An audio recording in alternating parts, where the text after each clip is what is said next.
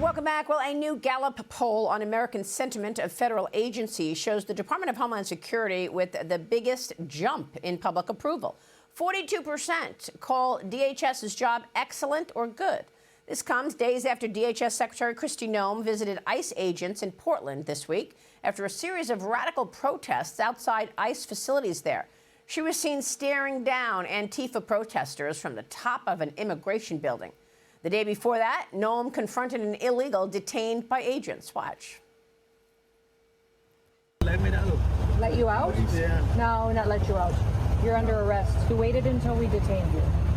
So now you will be removed from this country and never given a chance to come back. We're also learning that more than 2 million illegals have left the United States since President Trump began his second term. ICE agents and other federal agencies have arrested more than 457,000 illegals in that time. Joining me now is DHS Public Affairs Assistant Secretary Tricia McLaughlin. Tricia, good to see you. Welcome back. This is good marks for the DHS. What can you tell us about this pushback from protesters? Absolutely, Marianne. Thank you for having me. What President Trump and Secretary Noem have done in just 250 days really is nothing short of extraordinary. Think about the injunctions, the smears against our law enforcement, the smears against the Trump administration, and yet we have the most secure border in American history. And that's really freed up our law enforcement to be able to make those arrests on the ground. As you mentioned, 2 million illegal aliens are out of this country.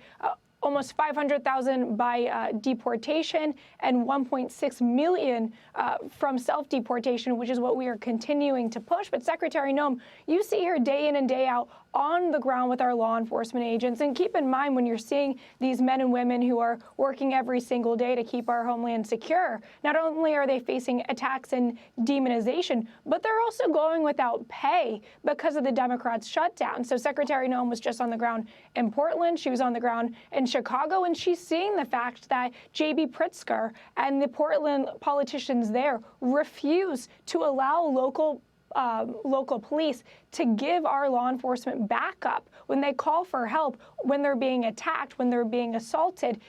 The local law enforcement won't help them. So that's exactly why President Trump called in the National Guard and is calling in those federal resources and surging them to those sanctuary cities to make sure that the public is safe and make sure that our law enforcement is safe and has the backup that they need.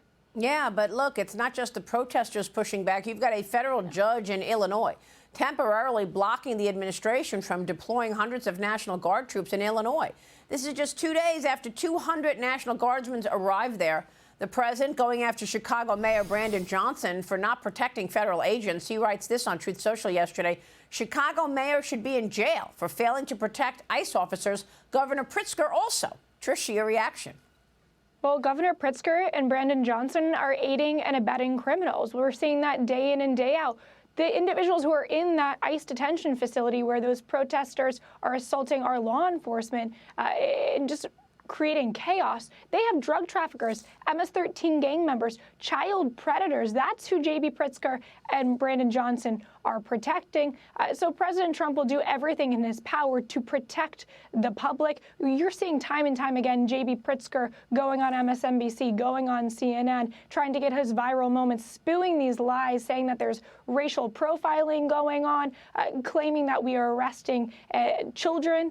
The lies are disgusting. They're totally unfounded. But going back to the polling that you just saw, the American people are smart to J.B. Pritzker's chagrin. They know what's going on. They see through the charade, and we are going to continue to carry out the mandate the American people gave us on November 5th, 2024. Let me get your take on how this impacts this mayoral race, because New York City mayoral candidate Zohran Mamdani is sparking controversy this morning. He suggested that the Big Apple tourism is down because of undocumented migrants fearing arrest by ICE. Watch this. Many across this country and across the world asking themselves why they would come here when they read stories of tourists or green card holders or undocumented New Yorkers or Americans being stopped at airports, being detained for days, being asked to give up the documentation that they have. And yet we know that tourism is a lifeblood of this city. Next year we have the largest sporting event in the world coming. And it's as if no one is thinking about it from within city government at this moment. But I think it will have to also be a message to the world that they are welcome in this city, that we want them to visit New York City, and I'll be proud to be the first immigrant mayor of the city in generations. Well, Tricia, you just heard that. He wants illegals and internationalists to come here, particularly ahead of the World Cup. Illegal aliens are not welcome in the United States of America, at least not anymore under President Donald Trump. And thank God. We have the supremacy clause. We have the U.S. Constitution on our side. We don't want another Roosevelt Hotel, and viewers will remember that hotel was a base for Tren de Aragua. It held Laken Riley's killer, and we had the federal government giving millions of dollars to that. That won't happen under President Trump's watch. We will stop that. God forbid Mamdani is the next mayor of New York City. We will continue to flood the zone. We will continue to make arrests of criminal illegal aliens in New York City to make sure that New Yorkers are safe, even if their politicians are feckless and allow illegal aliens to endanger them. Well, maybe, but look, if Mamdani wins, he's going to be running what he calls a sanctuary city. And they're going to try to continue to, keep those people there in New York as a safe haven, regardless of what the federal government says. Yeah, I'm sure he will try to hamper our efforts. That's exactly what we've seen out of Chicago. That's exactly what we've seen out of Los Angeles. And yet, out of Chicago, in just the last few weeks, we've made 1,500 arrests of violent criminal aliens. So we will also bring that to New York City and make sure that we get these members of Tren de Aragua, known and suspected terrorists, of which we've arrested 600 plus child predators. We will keep them off the streets of New York with Mamdani's help or without it. All right, we will leave it there. Tricia, good to see you.